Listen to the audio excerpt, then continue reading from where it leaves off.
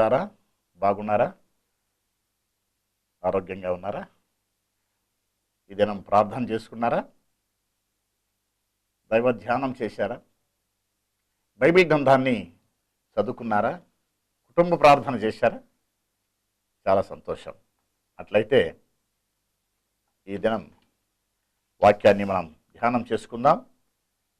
ఈ దినం ధ్యానాంశము అబ్రహాము జీవితంలోని ఆశీర్వాదాలు. అబ్రహాము జీవితంలోని ఆశీర్వాదాలు. వచన భాగము ఆదికాండము 12వ అధ్యాయం 1 నుండి 4 వచనాలు ఒకసారి చదువుదాం. యెహోవా, నీవు లేచి నీ దేశం నుండి నీ బంధువుల యుద్ధ నుండి నీ తండ్రి ఇంటి నుండి బయలుదేరి నేను నీకు చూపించు దేశమునకు వెళ్ళుము. నిన్ను గొప్ప జనముగా చేసి నిన్ను ఆశీర్వదించి నీ నామమును గొప్ప చేయుదును. నీవు ఆశీర్వాదముగా నందువు. నిన్ను ఆశీర్వదించు వారిని ఆశీర్వదించెదను, నిన్ను దూషించు వారిని శపించెదను. భూమి యొక్క సమస్త వంశావళులు నీ యందు ఆశీర్వదించబడునని అబ్రహాముతో అనగా, యెహోవా అతనితో చెప్పిన ప్రకారము అబ్రహాము వెళ్ళెను. ప్రియ స్నేహితుడా, సహోదరి, మహిమగల దేవుడు అబ్రహామును బహుగా ఆశీర్వదించాడు. విశ్వాసులకు తండ్రిగా దీవించాడు. విశ్వాసులకు మాత్రమే కాదు, సమస్త జనాంగములకు తండ్రిగా అబ్రహామును దీవించాడు. Abraham the father of the all nations అనేటువంటి మాట మనము బైబిల్ గ్రంథంలో చూడగలుగుతాం. ప్రత్యేకించి ఇశ్రాయేలుకు మూల పితరుడుగా దేవుడు అబ్రహామును పిలిచి ఎన్నో ఆశీర్వాదాలు, దీవెనలు, వాగ్దానాలు భక్తుడైనటువంటి అబ్రహాముకు అనుగ్రహించాడు. ప్రియమైనటువంటి దేవుని బిడ్డలారా, అబ్రహాము ద్వారా ఇస్సాకును, ఇస్సాకు ద్వారా యాకోబును, యాకోబు ద్వారా 12 మంది గోత్రకర్తలను దేవుడు అనుగ్రహించి ఆ జనాంగం ద్వారా ఇశ్రాయేలును ఒక నేషన్గా, ఒక దేశముగా ఏర్పరచుకొని వాటికి ఎన్నో వాగ్దానాలు, ఆశీర్వాదాలు, దీవెనలు అనుగ్రహించాడు. దేవుని ప్రజలారా, వారి ద్వారా ప్రపంచానికి వైజ్ఞానికంగా, సాంకేతికంగా, వైద్య వ్యవసాయ విధానములలో అనేకమైనటువంటి వినూత్నమైనటువంటి పద్ధతులను ప్రపంచానికి ప్రవేశపెట్టాడు దేవుడు. ఎంతో జ్ఞానముతో ఇశ్రాయేల్ ప్రజలను నింపాడు. కారణం ఏమిటంటే భక్తుడైనటువంటి అబ్రహామును బట్టి. ప్రియ దేవుని బిడ్డలారా, ఇతర జనాంగములు ప్రపంచంలో ఎంతో మంది ఉండగా ఎందుకు దేవుడు ఇశ్రాయేల్ మాత్రమే ఆశీర్వదించాడు? ఇశ్రాయేలుతో ఎందుకు నిబంధన చేశాడు? ఇశ్రాయేలుకి ఎందుకో ఎన్నో వాగ్దానాలు, ఆశీర్వాదాలు, దీవెనలు అనుగ్రహించాడంటే తన భక్తుడైనటువంటి అబ్రహామును బట్టి. అబ్రహామును ఎందుకు అంతగా దేవుడు ప్రేమించాడనగా, అబ్రహాము దేవుని మాట వినెను, దేవునికి లోబడ్డాడు. అబ్రహాము దేవుని నమ్మెను, అది అతనికి నీతిగా ఎంచబడనని దేవుని గ్రంథమైన బైబిల్లో వ్రాయబడింది. ఎందుకు దేవుడు అబ్రహామును పిలిచి ఏర్పరచుకున్నాడనగా, అబ్రహాము దేవుణ్ణి చూడకపోయినా, అదృశ్యుడు, అగోచరుడు, అనంతుడైనటువంటి ఆ మహాదేవుణ్ణి, మహిమగల దేవుణ్ణి అబ్రహాము చూడకపోయినా పిలిచిన వెంటనే విధేయత చూపించాడు, లోబడ్డాడు. ఆ పిలుపునకు లోబాడి విగ్రహారాధికుడైనటువంటి అబ్రహాము జీవముల దేవుని వైపు తిరిగి మహిమల దేవుని భక్తుడుగా మార్చబడ్డాడు. ప్రియ సహోదరి, అతనిది నీతిగా ఎంచబడింది. ఆ యొక్క విషయం నీతిమంతుడుగాను, ఇశ్రాయేలుకు ఒక మూల పితరుడుగాను, సర్వజనాంగములకు ఒక తండ్రిగాను దేవుడు అబ్రహామును ఆశీర్వదించాడు. అబ్రహాము తండ్రి పేరు తెరహు. వాస్తవానికి అబ్రహాము యొక్క దేశము కల్దీయుల దేశములో ఊరు అనేటువంటి పట్టణంలో వారు నివసిస్తున్నారు. వారి ఊరు పేరు ఊరే. ఆ ఊరిలో వారి తండ్రి అయినటువంటి తెరహు కుమారుడు అబ్రహాం నివసిస్తూ ఉంటుండగా వారు విగ్రహాలు చేసుకొని ఆరాధన చేసేవారు. విగ్రహారాధన మాత్రమే కాదు సుమా, విగ్రహాలను వారు నిర్మించి చేసుకొని దాని ద్వారా జీవనము చేసేటువంటి వారు సంపూర్ణంగా విగ్రహాలను చేసుకొని జీవనము చేసేటువంటి ఒక కుటుంబంలో నుంచి దేవుడు అబ్రహామును పిలిచాడు. అబ్రహాము దేవుని మాటకు లోబడి ప్రత్యేకించుకొని దేవునికి అతను భక్తుడుగా మారిపోయాడు. మహిమగల దేవునికి, అదృశ్యుడైన, అగోచరుడైన, అనంతుడైన, సర్వవ్యాపితుడైనటువంటి, సర్వజ్ఞుడైనటువంటి, సమస్తమునకు ఆధారభూతమైనటువంటి మహాదేవునికి భక్తుడుగా అబ్రహాము మార్చబడ్డాడు. ఓ దినము విగ్రహాలు చేసుకున్నారు, రూములో ఉన్న విగ్రహాలు. ఉదయాన్నే తండ్రి వెళ్ళాడు. వెళితే విగ్రహాలన్నీ కూడా చిందరబందరగా పడేసి ఉన్నారు. అబ్రహామే చేశాడు. ఆ విగ్రహాలన్నీ పలగొట్టేసి ఒక విగ్రహం చేతిలో కర్ర పెట్టాడు. ఉదయాన్నే తండ్రి అటువంటి తెర వచ్చాడు. అబ్బాయి అబ్రహాం, ఏంటిది? ఎవరు యొక్క విగ్రహాలను ఈ విధంగా చిందరబందర చేశారు? ఎవరు పలగొట్టారు వీళ్ళంటే, నాన్న ఏమో తెలియదు నాన్న. తెలియదంటావేంటి? మనమే కదా విగ్రహాలు చేసింది. నేనంతా కష్టపడి చేశాం, ఈ వారం అంతా కష్టపడ్డాం, మనకు జీవనం అదే. అలాంటప్పుడు విగ్రహాలన్నీ కూడా ఈ విధంగా పడగొట్టేశారు, చిందరబందరగా పగలగొట్టేశారు ఎవరు అన్నప్పుడు అబ్రహాం అంటాడు, నాన్న తెలీదు, అదిగో చూడండి అక్కడ ఒక బొమ్మ ఉంది, ఆ బొమ్మ చేతిలో కర్ర ఉంది, ఆ కర్ర పట్టుకోండి బొమ్మ, బహుశా ఆ బొమ్మ వీటన్నిటిని పగలగొట్టింటుంది నాన్న అన్నాడు. తమాషా చేస్తావా? బొమ్మ ఎట్లా పగలగొడుతుందిరా అబ్రహాం? బొమ్మకి ఏమైనా జీవం ఉందా? అది చేతి నుండి ముట్టుకోగలదా? కాళ్ళ నుండి నడవగలదా? నోరు నుండి మాట్లాడగలదా? చెవు నుండి వినగలదా? కన్ను నుండి చూడగలదా? నిర్జీవమైనటువంటి ఆ బొమ్మ ఏ విధంగా ఈ బొమ్మలన్నీ పగలగొడుతున్నా అంటున్నావు అన్నప్పుడు అబ్రహాం అన్నాడు, నాన్న నీవే ఒప్పుకుంటున్నావు కదా వాటికి చలనం లేదని, ఆ బొమ్మకు జీవం లేదని, అది కదలలేదని, నోరుండి మాట్లాడలేదని, చెవులుండి వినలేని మూగ విగ్రహాలని నీవే ఒప్పుకుంటున్నావు. ఇన్నాళ్ళు మనకు తెలియక అజ్ఞానాంధకారంలో పడి ఆత్మీయ గుడ్డితనములో నిజదేవుడు, సత్యదేవుడు, వాస్తవమైనటువంటి మహిమగల దేవుణ్ణి వదిలిపెట్టి విగ్రహారాధులుగా బతికాం ఇన్నాళ్ళు. దేవుడు నన్ను పిలిచాడు అన్నప్పుడు ఆలోచనలో పడ్డాడు తండ్రి అయినటువంటి తెరహు. తర్వాత అతను కూడా నిజదేవుడు, సత్యదేవుడు, వాస్తవమైనటువంటి దేవుడైనటువంటి యెహోవా దేవుణ్ణి నమ్ముకున్నాడు. తెరహు మరణానంతరము, తెరహు చనిపోయిన తర్వాత దేవుడు అబ్రహామును మళ్ళా పిలుస్తున్నాడు. అబ్రహామా, నీవు నీ దేశం నుండి, నీ బంధువుల వద్ద నుండి, నీ తండ్రి నీ ఇంటి నుండి నీ బయలుదేరి నేను నీకు చూపించు దేశమునకు వెళ్ళుము, నేను నిన్ను గొప్ప జన్మగా చేసి ఆశీర్వదిస్తానటువంటి మూలవాక్యంలో మనం చదువుకున్న ప్రకారం దేవుడు అబ్రహామును పిలుస్తూ ఉన్నాడు. అబ్రహాము ఎలాంటి ప్రశ్నలు వేయలేదు. ఎందుకు దేవా నన్ను రమ్మట్టమనలేదు? ఎందుకు మా స్వగ్రామం, తెలిసిన ప్రాంతాన్ని, తెలిసిన ప్రజలను, తెలిసిన భాషగైనటువంటి ఈ ప్రాంతాన్ని వదిలిపెట్టి ఎక్కడికో కానని దేశానికి, తెలియని ప్రజల మధ్యకు, భాష తెలియని వారి దగ్గరికి నన్ను ఎందుకు రమ్మంటావని ఎదురు ప్రశ్నలు వేయలేదు. ప్రియుడా, ప్రియ సహోదరి, బేషరతుగా లోబడ్డాడు. ఎలాంటి ప్రశ్నలు వేయలేదు, ఎదురు తిరగలేదు. ఏమాత్రము అతడు కాదనకుండా దేవుని మాటకు విధేయత చూపించి దేవుని మాటకు లోబడ్డాడు. కాబట్టి దేవుడు ఎంతో పరవశించిపోయాడు. అందుకే వాక్యం అంటుంది, అబ్రహాము దేవుని నమ్మెను, అది అతనికి నీతిగా ఎంచబడెను. అందును బట్టి దేవుడు అబ్రహామును, అతని సంతానమైనటువంటి ఇశ్రాయేల్ అందరినీ కూడా ఆశీర్వదించాడు, దీవించాడు. భూలోక వంశములన్నీ కూడా అబ్రహాము ద్వారా ఆశీర్వదించబడతాయనేటువంటి ఒక గొప్ప వాగ్దానాన్ని అబ్రహాముకు చేశాడు. కాబట్టి ఆ ఆశీర్వాదాలు, అబ్రహాం పొందినటువంటి ఆశీర్వాదాలు ఏమిటో కొన్ని ఈ దినం మనము పరిశీలన చేద్దాం. నెంబర్ 1, నిన్ను గొప్ప జనముగా చేస్తానన్నాడు. ఒక్క కుమారుడు కూడా లేనప్పుడు, ఒక్క కుమారుడు కూడా పుట్టనప్పుడు దేవుడు నిన్ను గొప్ప జనముగా చేస్తాను. దేవుడు అబ్రహాము ఎంతగా ఆశీర్వదించాడంటే, వారు కలిసి నివసించలేనంతగా గొప్పగా ఆస్తిపాస్తులతో, విస్తారమైనటువంటి దీవెనలతో, వెండి బంగారములు, ఎంతోమంది విస్తారమైన పనివారు, వీళ్ళందరితో కూడా దేవుడు గొప్పగా అబ్రహామును ఆశీర్వదించాడు. ప్రియ స్నేహితుడ, సహోదరు, ఒకసారి దేవుడు ఆదికాండం 15:5లో అబ్రహామును బయటికి తీసుకుని వచ్చి, ఒకసారి ఆకాశ నక్షత్రాలను ఒకసారి లెక్కబెట్టు అంటాడు. పెట్టగలమా? అబ్రహాం అదే ప్రశ్న అంటాడు. ఆ విధంగా చేస్తాను నీ నక్షత్రాన్ని, ఆకాశ నక్షత్రాల వలె నీ సంతానాన్ని నేను విస్తరింపజేస్తాను, ఆశీర్వదిస్తానటువంటి మాటను అబ్రహాంతో వాగ్దానం చేశాడు. సముద్ర తీర ప్రాంతానికి తీసుకుని వెళ్ళి అక్కడ నువ్వు లెక్క పెట్టగలిగితే ఇసుక రేణువులన్నీ లెక్క పెట్టు అంటాడు.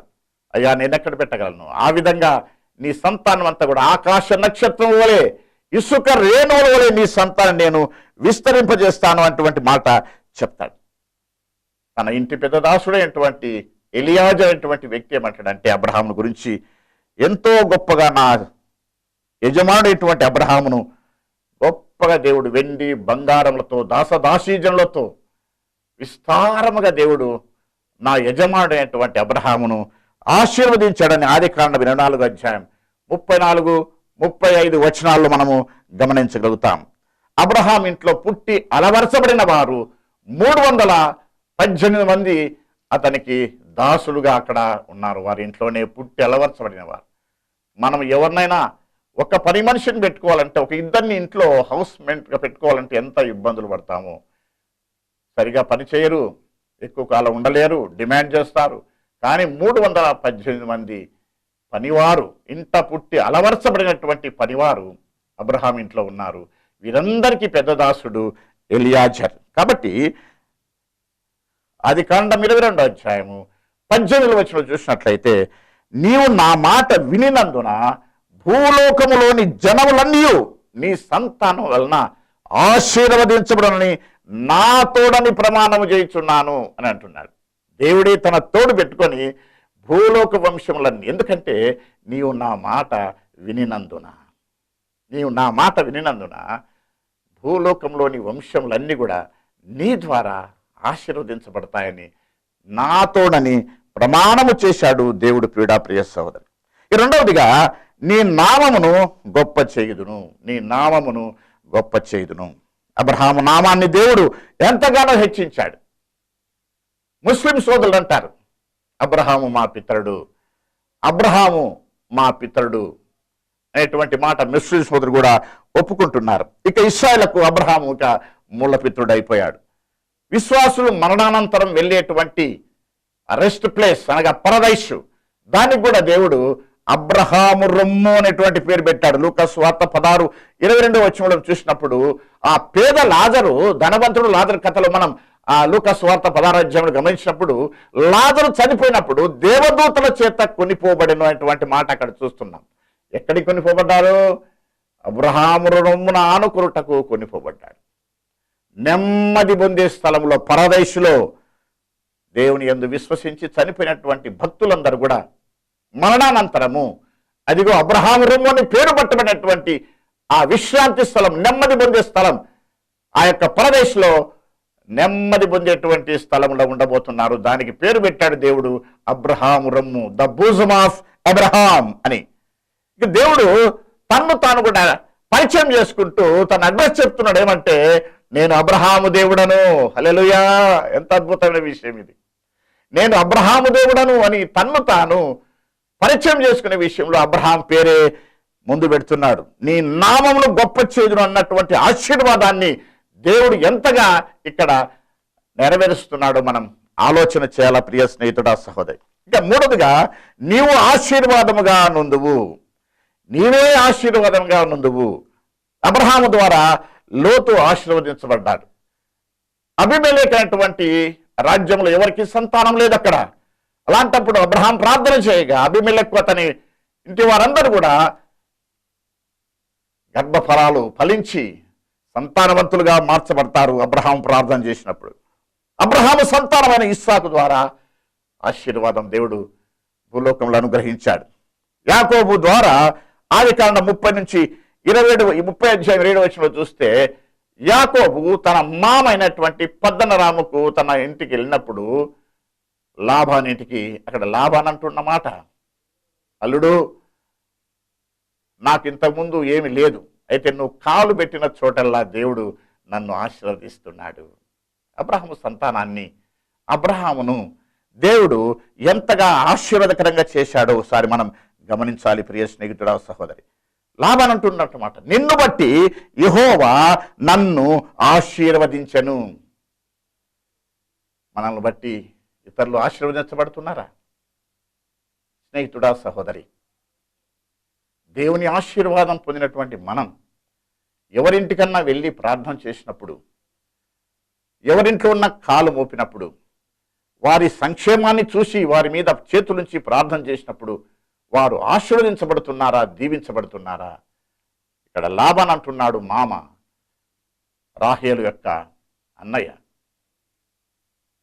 అల్లుడు, నిన్ను బట్టి యెహోవా నన్ను గొప్పగా ఆశీర్వదించాడనేటువంటి మాట చెప్తున్నాడు. ఇక యోసేపు ద్వారా ఐగుప్తు దేశం అంతటికి ఆశీర్వాదం వచ్చింది. చూడండి, అబ్రహాం వంశమును దేవుడు ఎంతగా ఆశీర్వదించాడు. నీవు ఆశీర్వాదముగా ఉండు అన్న మాట ఎంతగా సార్థకత చేశాడో దేవుడు, ఎంత నమ్మదైన దేవుడుగా వాగ్దానాన్ని నెరవేరుస్తూ వస్తున్నాడో ఒకసారి మనం జ్ఞాపకం చేసుకోవాలి. కారణం ఏంటో తెలుసా? అబ్రహామును బట్టి. అబ్రహాముల వంశంలో పుట్టినటువంటి ఎస్తేరు ద్వారా, దానియేలు ద్వారా భక్తులైనటువంటి వీరందరూ పరాయ దేశంలో ఉన్నా కూడా అక్కడ ఆశీర్వాదకరంగా ఉన్నారు. ఆ దేశాలకే ఎంతో వన్నె తెచ్చారు, ఆశీర్వాదకరంగా హెచ్చించబడ్డారు. ఆ దేశంలో, పరాయ దేశంలో బానిసలుగా కొనిపోబడినటువంటి వీరు ఆ దేశంలో సైతం స్థానికుల కన్నా కూడా వారు ఎక్కువగా హెచ్చులోకి వచ్చారు, ఆశీర్వదించబడ్డారు, సింహాసనాలు ఎక్కారు, రాజ్యాలను పరిపాలన చేశారు. దేవుని బిడ్డలారా, మనం ఎట్లున్నాం? ఆశీర్వాదకరంగా ఉన్నామా? దీవెనకరంగా ఉన్నామా? మన ద్వారా ఇతరులకు దీవెన కలుగుతుందా? మనం కాలు పెట్టి ఆ ఇంట్లో ఆశీర్వాదం కలుగుతుందా? మనం ప్రార్థన చేసే వారికి క్షేమం కలుగుతుందా? వీరికి అవసరతలు తీర్చబడుతున్నాయా? ఆలోచన చేయి. ఎప్పుడైతే నీవు ఆశీర్వాదకరంగా మార్చబడతావో నీవు అనేకులకు ఆశీర్వాదంగా ఉంటావు. నీవే ఒక ఆశీర్వాదకరంగా ఉంటావు ప్రియ స్నేహితుడా, సహోదరి. నాలుగోదిగా, నిన్ను ఆశీర్వదించు వారిని ఆశీర్వదించదని అంటున్నాడు.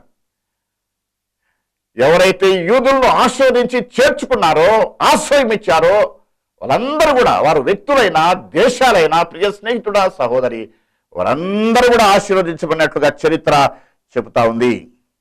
అవును, ఈ దినం అమెరికా ఇంత గొప్పగా ఆశీర్వదించబడి ప్రపంచాన్ని శాసించగలిగినటువంటి స్థితిలో ఉండగలుగుతుంది అంటే వారు యూదులకు ఎంతో సహాయం చేశారు, వారిని ఎంతగానో చేర్చుకున్నారు.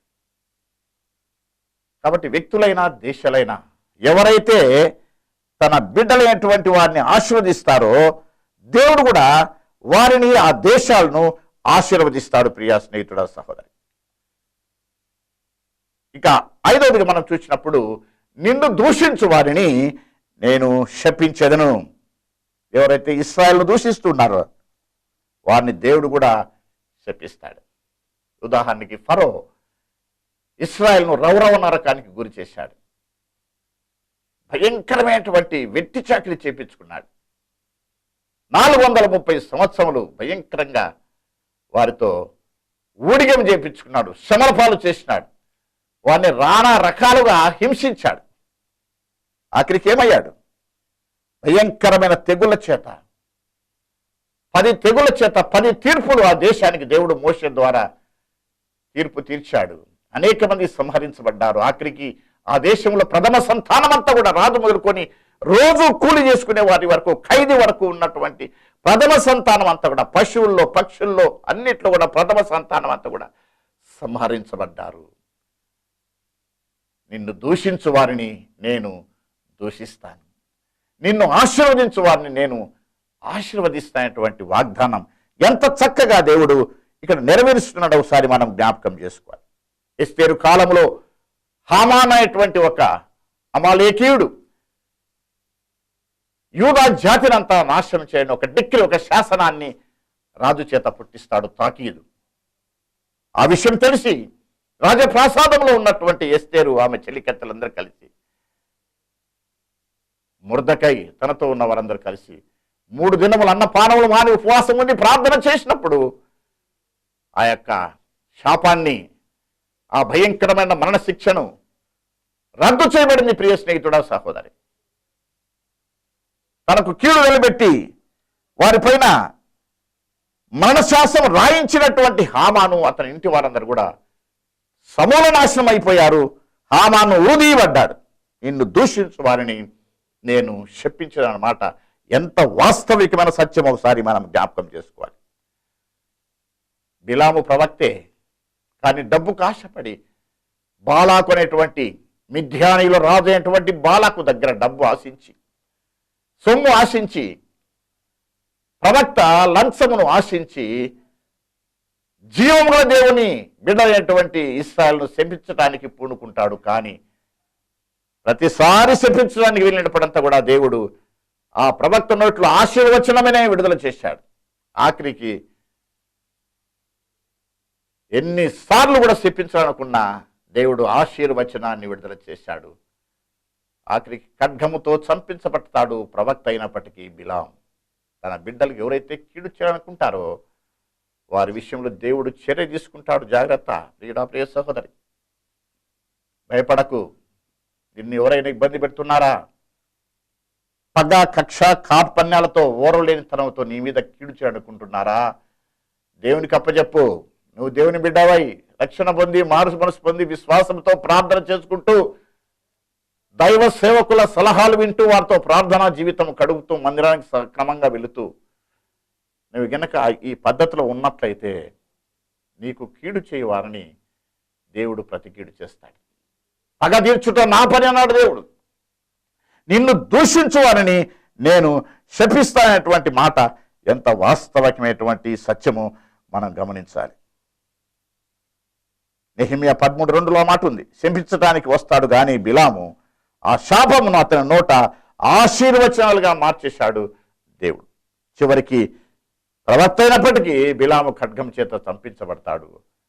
దేవుడు తన బిడ్డలను కాపాడుతాడు, ఆశీర్వదిస్తాడు, భద్రపరుస్తాడు. ఇక ఆరోదిగా ఆలోచన చేసినప్పుడు భూమి యొక్క సమస్త వంశావళి నీ ద్వారా ఆశీర్వదించబడును అనేటువంటి మాట మనం చూస్తున్నాం. ప్రపంచానికే అబ్రహాము యొక్క ఆశీర్వచనం ప్రపంచానికే సంప్రాప్తమవుతుంది. ఇక్కడ మొట్టమొదటి కుమారైనటువంటి ఇస్మాయిల్ ద్వారా అరబ్ కంట్రీస్ అన్ని కూడా ఇస్మాయిలీలు, అరబ్ దేశాలని కూడా ఆశీర్వదించబడుతున్నాయి. ఈ దినం ప్రపంచవ్యాప్తంగా ఈ అరబ్ కంట్రీస్ ఎంతో ఉన్నతమైన రీతిగా ఆశీర్వదించబడ్డారు. వాగ్దాన పుత్రుడు ఇస్సాకు ద్వారా ఇస్రాయిల్ ఎంతగానో దీవించబడ్డారు. తర్వాత అబ్రహాం, షారా మరణానంతరం అబ్రహాం కెతూరా అనేటువంటి స్త్రీని ఆదికాండం 25 అధ్యాయంలో పెళ్లి చేసుకుంటాడు. 1-2 వచనాలు. అక్కడ ఆమెకు అబ్రహాము ద్వారా 6 మంది కుమారులు కలుగుతారు. వారందరూ కూడా తూర్పు దేశములు రాజులుగా ప్రణతికెక్కినట్టుగా చూస్తూ ఉన్నాం. ఈస్టర్న్ కంట్రీస్ అంతా కూడా ఆ కెతూరు ద్వారా జన్మించేటువంటి 6 మంది రాజుల ద్వారా ఈస్టర్న్ కంట్రీస్ అన్ని కూడా ఆశీర్వదించబడినట్టుగా మనం చూస్తున్నాం. ఇక ఆలోచన చేసినప్పుడు మత్తయి సువార్త 1:1లో యేసుక్రీస్తు ప్రభువును విశ్వసించిన వారందరూ కూడా క్రైస్తవులందరూ కూడా ఆశీర్వదించబడుతున్నారు. ఎందుకనగా మత్తయి 1:1లో అబ్రహాము కుమారుడైన దావీదు కుమారుడైన యేసుక్రీస్తు వంశావళి అంటే యేసుక్రీస్తు ప్రభువారు అబ్రహాము యొక్క వంశావళిలో పుట్టినందువలన ఎవరైతే యేసుక్రీస్తు ప్రభువును విశ్వసిస్తున్నారో వారందరూ కూడా క్రైస్తవులందరూ కూడా ఆశీర్వదించబడ్డారు. ప్రియ స్నేహితుడా, సహోదరి, ఈ రీతిగా భూలోక వంశములన్నీ కూడా అబ్రహాము ద్వారా ఆశీర్వదించబడడం ఎంత అద్భుతమైన విషయమో మనము గమనించాలి. ఇక్కడ ఒక సత్యం చెప్పాలనుకుంటున్నాం ప్రియ సహోదర సహోదరి. ఈ వాగ్దానాలన్నీ అబ్రహాముకు యూదులకు సంబంధించినవి. మనం అన్యులం. అబ్రహాము ఆశీర్వదించి ఇశ్రాయేలు ఆశీర్వదించబడితే మనకొచ్చిన లాభం ఏమిటి అనుకోవచ్చు మనం. వాస్తవమే, ఆ ప్రశ్న కలుగుతుంది. కానీ గలతీయుల రాసిన పత్రిక 3వ అధ్యాయం 13-14 వచనాల్లో ఒక చక్కని మాట వ్రాయబడతా ఉంది. అది చదవాలని నేను ఆశిస్తూ ఉన్నాను. గలతీయుల రాసిన పత్రిక 3వ అధ్యాయము చదవండి. మీ దగ్గర బైబిల్ ఉంటే చూడండి ఒకసారి. గలతీయుల రాసిన పత్రిక 3వ అధ్యాయం 13-14 వచనాలు. ఆత్మను గూర్చిన వాగ్దానం విశ్వాసం వల్ల మనకు లభించినట్లు అబ్రహాం పొందిన ఆశీర్వచనము క్రీస్తు యేసు ద్వారా అన్యజనులకు కలుగుటకై, క్రీస్తు యేసు ద్వారా అన్యజనులమై మన కలుగుటకై క్రీస్తు మన కోసము శాపమై మనల్ని ధర్మశాస్త్రం యొక్క శాపం నుంచి విమోచించెను. అబ్రహాము పొందిన ఆశీర్వచనం క్రీస్తు యేసు ద్వారా అన్యజనులకు కలుగుటకనే మాట ఇక్కడ మనము స్పష్టంగా చూస్తున్నాం. కాబట్టి ఆ వాగ్దానాలు ఆశీర్వాదాలు వారివే, అందులో అనుమానం లేదు. మనం అనిలం, మనకేమాత్రం సంబంధం లేదు. రోమిలకు రాసిన పత్రిక 9వ అధ్యాయం 4-5 వచనాల్లో మనం గమనించినప్పుడు అక్కడ స్పష్టంగా వాగ్దానాలు అన్ని కూడా వారివి అని చెప్పేసి స్పష్టంగా చదువుతాను, వినండి, గమనించి. వీరు ఇశ్రాయేలీలు, దత్తపుత్రత్వం, మహిమ, నిబంధనలు, ధర్మశాస్త్ర ప్రధానమును, అర్చనార్చారాధులను, వాగ్దానములు వీరివి. పితరులు వీరివారు, శరీరం బట్టి క్రీస్తు వీరిలో పుట్టెను. ఈయన సర్వాధికారైన దేవుడై ఉండి నిరంతరము స్తోత్రార్హుడై ఉన్నాడు. వాస్తవమే, పితరులు వారివారు, దత్తపుత్రత్వం వారిది, మహిమ వారిది, నిబంధన వారిది, ధర్మశాస్త్ర ప్రధానం వారిది, అర్చనాచారాదులు వారివి, పితరులు వారు శరీరాన్ని బట్టి కూడా క్రీస్తు వారిలోనే పుట్టారు. మనం పూర్తిగా అనులం, ఏమాత్రము వాగ్దాన నిబంధనకు పాలిభాగస్థులము కాదు. ప్రియ స్నేహితుడా, సహోదరి, చూడండి, ఇదే అధ్యాయం 9 వచనంలో కూడా రోమిలకు రాసిన పత్రిక 9:5 పితరులు వీరివారు, శరీరాన్ని బట్టి క్రీస్తు వీరిలో పుట్టాను అంటాడు ఇక్కడ. అవును, శరీరాన్ని బట్టి క్రీస్తు కూడా యూదుడే కదా. కాబట్టి ఈ వాగ్దానాలు, ఈ యొక్క ఆశీర్వాదాలు, దీవెనలు ఇవన్నీ కూడా అబ్రహాముకు సంబంధించినటువంటి ఆ వంశానికి, ఇస్సాకు సంబంధించినటువంటి వారికే. మనం కేవలము పరదేశులము, పరదేరులం. ఎఫెసీయులకు రాసిన పత్రిక 2:12 అంటాడు, ఆ కాలమందు ఇశ్రాయేలుతో సహపరులు కాక పరదేశులను, పరజనులను, వాగ్దాన నిబంధన లేని వారును, లోకమందు దేవుడు లేని వారు, నిర్దేవుల మనము క్రీస్తుకు దూరస్తులై ఉంటుందని జ్ఞాపకం చేసుకోండి. వాస్తవమే, లోకమందు దేవుడు లేని వారం, పరదేశులం, పరజనులం, ఇశ్రాయేలుతో ఏమాత్రం సహపౌరత్వం లేనటువంటి దౌర్భాగ్య స్థితిలో, విడవబడిన స్థితిలో ఉన్నటువంటి మనల్ని దేవాది దేవుడు ఆ గొప్పదైన వంశములో, అబ్రహాం పొందిన ఆశీర్వచములో యేసుక్రీస్తు ద్వారా, ఆయనను బట్టి, ఆయన చేసిన పుణ్య బలియాగము ద్వారా, ఆయన చిందించిన ప్రశస్త రక్తమును బట్టి మనల్ని ఆ వాగ్దానంలో పాలిభాగస్సులు చేశాడు. హల్లెలూయా! ఎంత అద్భుతమైన విషయం.